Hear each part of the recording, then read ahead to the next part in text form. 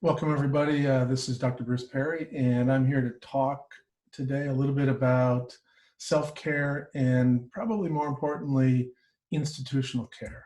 And I think that most of you can appreciate that this is a really important topic uh, in the current COVID-19 pandemic.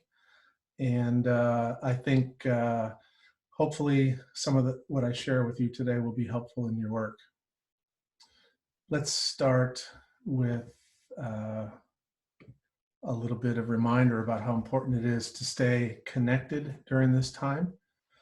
As I will talk about, one of the key elements of self-care is connecting with others and taking advantage of your social network to get regulated.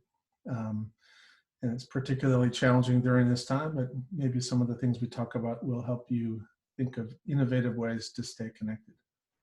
Anybody who wants more information about this whole series can go to this website. We have a whole bunch of things there. Webinars with other colleagues, plus a set of little 15 to 20 minute long video clips that we think can help you. Today, as I said, the topic is self-care and organizational care. I think this little presentation will be better appreciated if you've seen some of the previous video clips from this series, particularly the one about state-dependent functioning, the one about relational contagion. And as a reminder, I think everybody appreciates that human beings are fundamentally social creatures. We are interdependent. We have very, very complex physiological systems in our brain and rest of our body that are dedicated to helping us stay connected to our group, help us process social, emotional information and cognitive information that just weaves us together and helps create the lowest divisible unit of our species, which is the clan, these relatively small, multifamily, multi-generational groups. Now, part of that set of neurobiological systems is the complex set that involve this capacity to read and respond to others.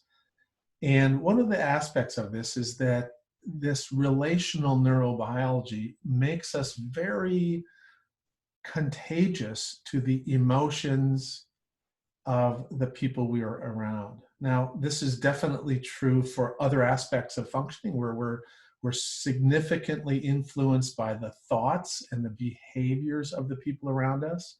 And we tend to start to reflect attributes of the group that we spend a lot of time with. And now I'm going to focus in mostly on this emotional contagion part today, because part of what those of us in the mental health, child welfare, educational, juvenile justice fields do is spend a lot of time with people who are in distress. And part of what happens is we try to give some of our calm to the people we work with to help them. But in turn, part of what happens is that we absorb some of the pain and some of the distress of the people around us. And managing that is a significant challenge at times. So just a tiny little reminder that I'm going to use this upside down triangle heuristic model of the brain. We've got the lower parts that are regulatory and the top part where we do all of our complex human things like thinking and planning and speech and language. And then we have these really important core regulatory networks that originate in lower parts of the brain. These are continually getting input from the outside world through our senses and continually getting input from our body. And based upon this input, these networks collectively will activate certain systems in the brain and body to hopefully appropriately match the demand of the external world and your internal world. And so there's a certain set point to these regulatory networks that is what we refer to as our homeostat. Basically, that is our baseline level of regulation. Now, most of us are kind of in this range. We're what we would call neurotypically regulated. And what that means is under small doses of stress, such as would be seen in a normal workday, will activate in a proportional way systems in our body and brain that allow us to be alert, externally focused, and pretty functional. If something has happened, chaos, threat, distress, history of trauma, intrauterine insults, other things like that, you can end up with a sensitized stress response system. And what will happen is, under conditions of relatively minor external challenge, you'll have an overreaction, and your brain and body will act as if you are under threat, even though this is a minor challenge. Now, most of the children and many of the parents of the children that we work with in the child welfare system, in the mental health system, in juvenile justice, are somewhere between this neurotypical range and this sensitized curve. And so that's one of the reasons that they have difficulties with learning and relationships and impulsivity and attention and so forth. And part of our work is to try to help them move from this sensitized curve down to one that's more neurotypical. Now, and as we do that, here we are, well organized, access to our cortex. We feel safe and comfortable in our work and our environment. And here we are, this is kind of the way we are. Envision different parts, we have access to different parts of our brain. And in any given moment, when we're in this active alert state, we're pretty much using these higher systems in our brain to guide our functioning. And if we run into somebody who's dysregulated, this is kind of how they're organized. They're pretty much bottom loaded with the systems down here that are more reactive, reflexive, focused on emotions, on reactivity. These are the systems that tend to be driving their functioning in any given moment. And part of, as I said before, one of the things that we want to do with our presence when we interact with somebody, either as a teacher or a therapist or as a caregiver or parent or a police officer and a dysregulated person in a domestic violence incident, for example, we want to stay calm because our internal state can influence how they're functioning. So if you stay calm and you're with a dysregulated person, ultimately they begin to reflect your internal state. You are able to use your neurobiology, your neurobiological state of calm, to calm them. And we've talked about this in previous sessions, but what we didn't really talk about too much was this. If you have to do this day after day, person after person after person, part of what happens is this is an energy consuming process and you can get worn down. And so, you know, you start over here and you've got all of this access to your cortex and you're feeling pretty well regulated, and you see client after client after client, or you put out fire after fire after fire in school with the dysregulated students. Pretty soon you start to feel a little worn down. And you begin to lose some of your cortical and higher brain capabilities. And the direction of the relational contagion starts to shift. And pretty soon you get tapped out.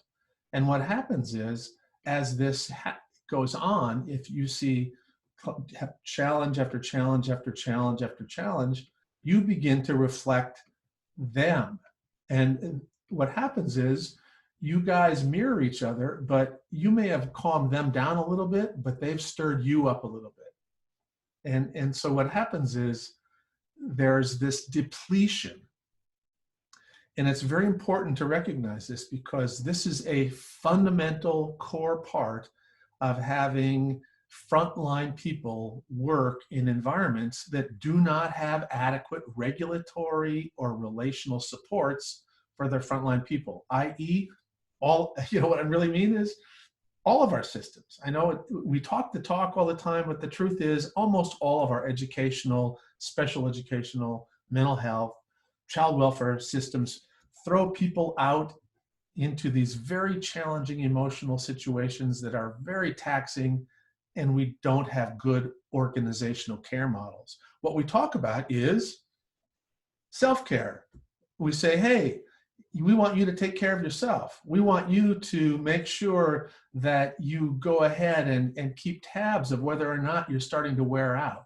Are you having trouble with sleep? Are you having stomach aches? Are you dreading getting up on Monday mornings to go to work? Are you taking sick days to basically recharge yourself when you're really not physically sick? And all of these things are individual indicators of distress that are not uncommon in people who do frontline work with very challenging clients, very challenging families, or very challenging circumstances. And of course, we tell everybody, all right, you need to regulate yourself.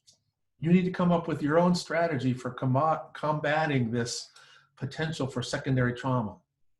You know, you eat right, and you need to take time off, and you need to journal and all this stuff. I mean, it's good, and I think it's important, and I do think that people do develop their own strategies for how to do self-care, and we'll talk a little bit about that. But really, I think the most important thing that our field broadly needs to address as it moves forward, particularly from this event, and I think if we can learn anything from this, is that our systems are not structured to provide adequate regulation, respect, and relational support for our frontline personnel, for our teachers, for our child welfare workers, for our home visitors, for any of the folks that go out and do this hard work day in and day out, where we just do not take care of them.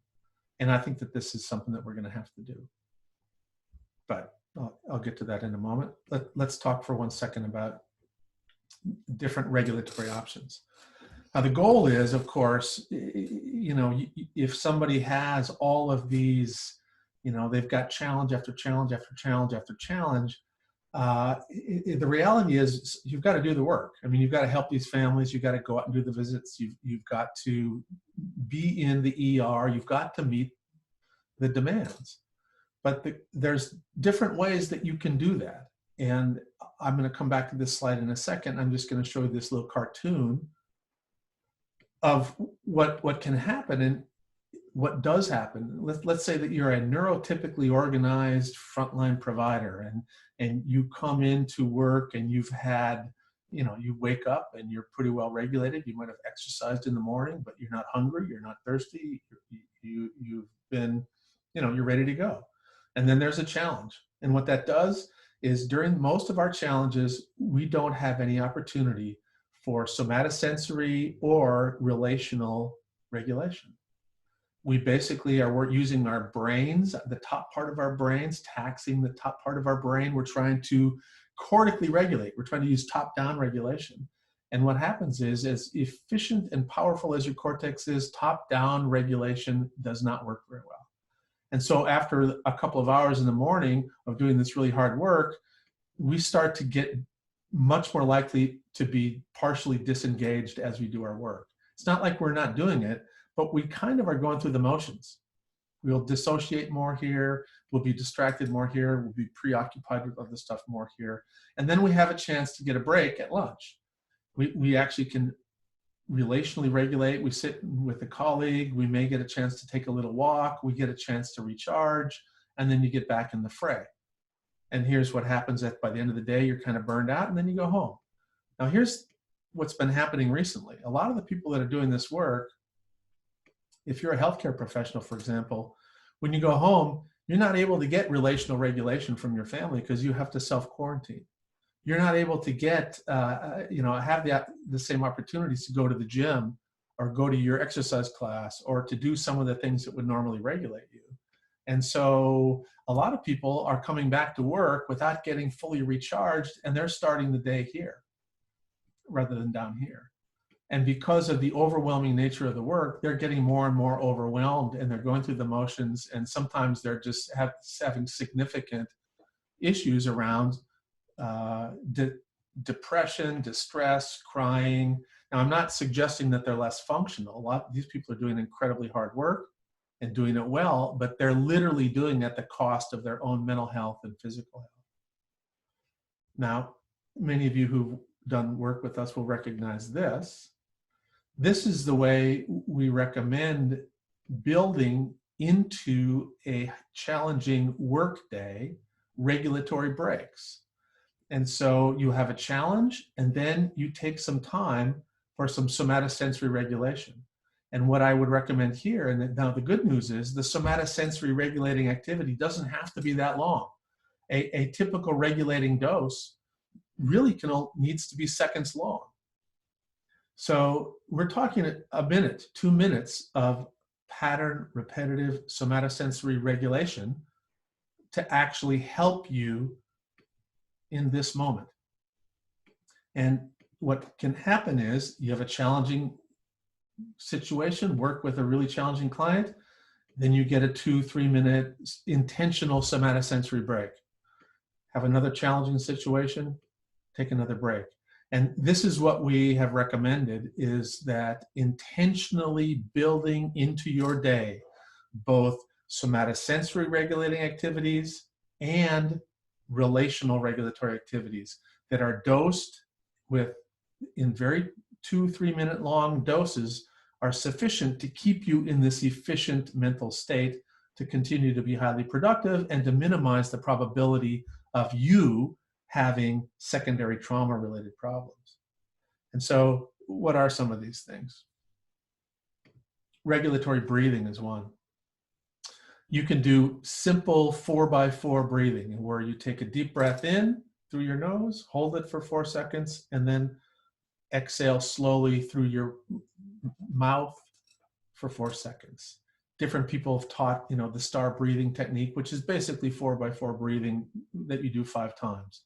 There's a more sort of a version of this where you can do, breathe in through your nose for this 4 count that I'm talking about, and then you just hold your breath for a 7 count, and then you slowly exhale on an 8 count.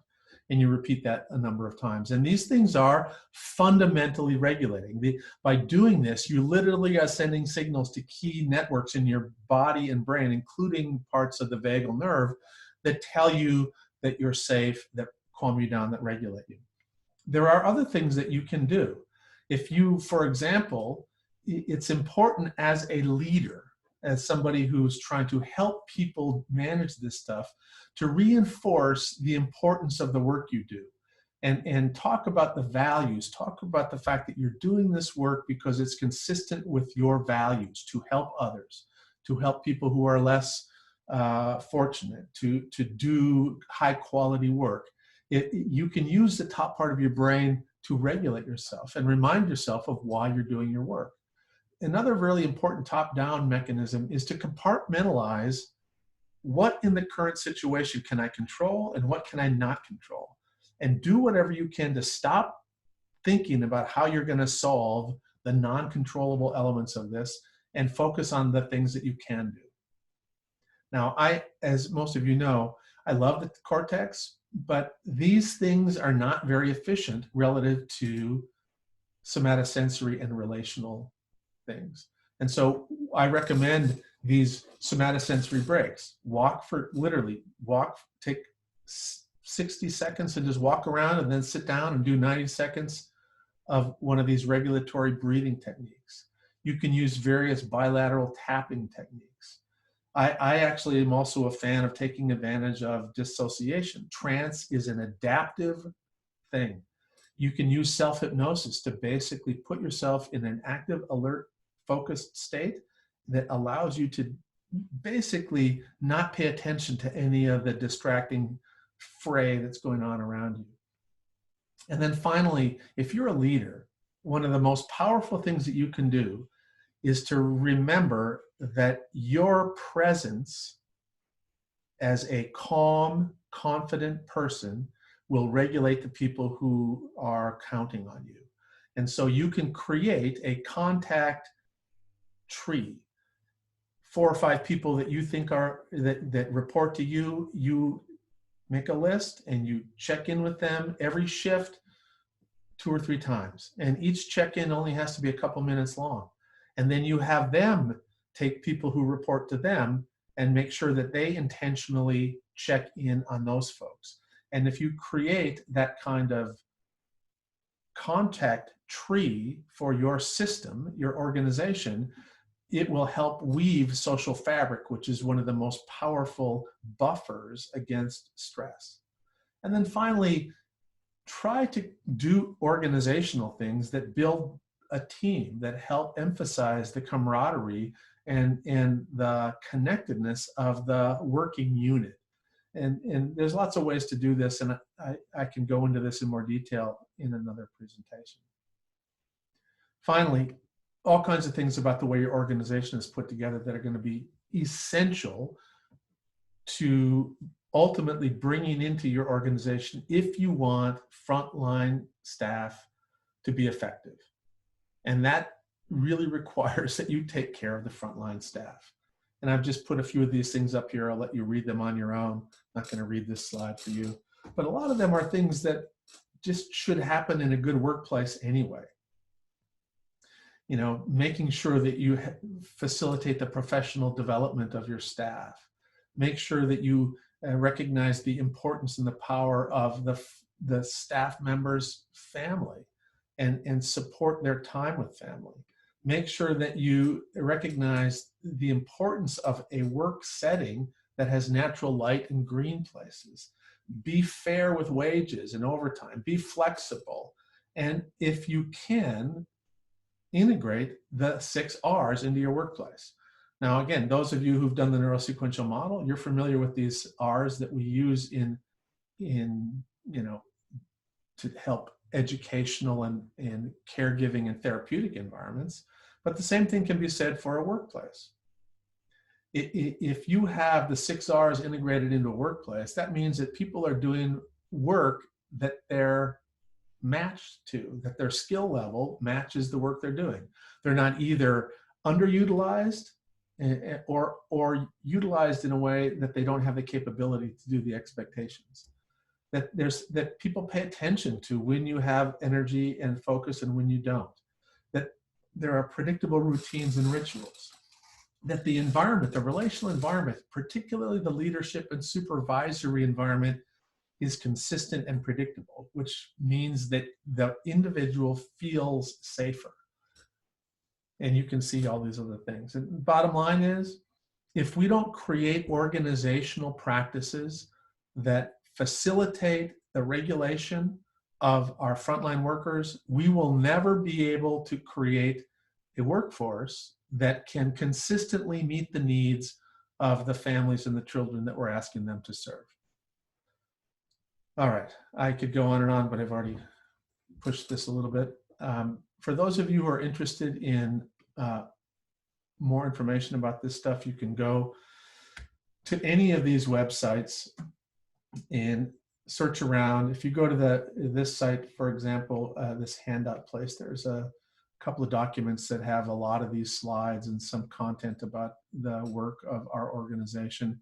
And again, this is the place that you can go to get access to a number of multimedia resources that can help you during this time and beyond the current COVID pandemic.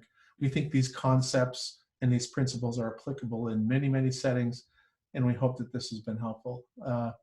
The next presentation I'm going to give is going to be about connecting under duress. I'm going to talk a lot about implicit bias and evocative cues, and really focus on how challenging it can be to effectively communicate and connect with people when there is stress and duress in the mix. Thanks for your attention, and take care of yourselves, take care of the people around you, and we'll be back with more information later on. Thank you.